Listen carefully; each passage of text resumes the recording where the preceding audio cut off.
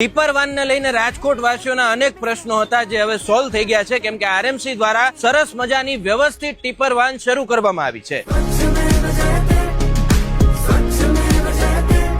આ જૂની જે ટીપર વાન છે તેને લઈને રાજકોટ વાસીઓની ઘણી ફરિયાદ હતી, કેમ કે આ ટીપર વાનમાં સાઈડમાં છે તે કચરો બાંધીને લઈ જવામાં આવતો, ધુમાડા એટલા બધા નીકળતા, કેમ કે જે કન્ડિશન છે તે ટીપર વાનની ખૂબ ખરાબ હતી। પરંતુ હવે તેની જગ્યા નવી ટીપર વાને લઈ લીધી। જો આ નવી ટીપર વાનની વિશેષતાની હું તમને વાત કરું તો અહીંયા જો વ્યવસ્થિત રીતે તમે સૂકો કચરો અને ભીનો કચરો બંને અલગ અલગ રીતે નાખી શકો છો। ત્યારબાદ અહીંયા પાછળના ભાગે જો આપણે જોઈએ ને તો ખાસ કરી અને ઘણી બધી ફરિયાદો આરએમસી ની એ હોય છે કે લોકો કચરો નાખે છે પરંતુ કચરાનું સેગ્રીગેશન નથી કરતા, એટલે ભીનો કચરો, સૂકો કચરો, પછી કેટલોક એવો કચરો હોય કે જે અલગ કરવો જોઈએ તો એનું સેગ્રીગેશન નથી થતું। એ સેગ્રીગેશન કરીને તમારે અહીંયા અલગ અલગ કચરો નાખવાનો હોય છે, જેમાં તમે પાછળના ભાગે જોવો કે ઈ વેસ્ટ હોય, કોઈ નકામી બેટરી હોય, વાયર સેલ હોય, ટ્યુબલાઇટ બલ્બ હોય, એ સિવાય સેનેટરી કચરો હોય અને ઘરગથ્થુ જોખમી કચરો હોય। આ ત્રણેય જે છે એની અલગ અલગ તમને અહીંયા પેટીઓ આપવામાં આવી છે। તો હવે જયારે પણ ટીપર વાન તમારા ઘર બાજુ આવે છે ત્યારે તમે થોડા સમય અગાઉ તમારો જે ઘરનો કચરો હોય એ કચરા પેટીમાંથી ભીનો કચરો, સૂકો કચરો અને આ ટાઈપનો જે કચરો હોય એનું સેગ્રીગેશન કરી રાખજો, કેમ કે આટલી સરસ વ્યવસ્થા જો આપણા શહેરને સ્વચ્છ બનાવવા માટે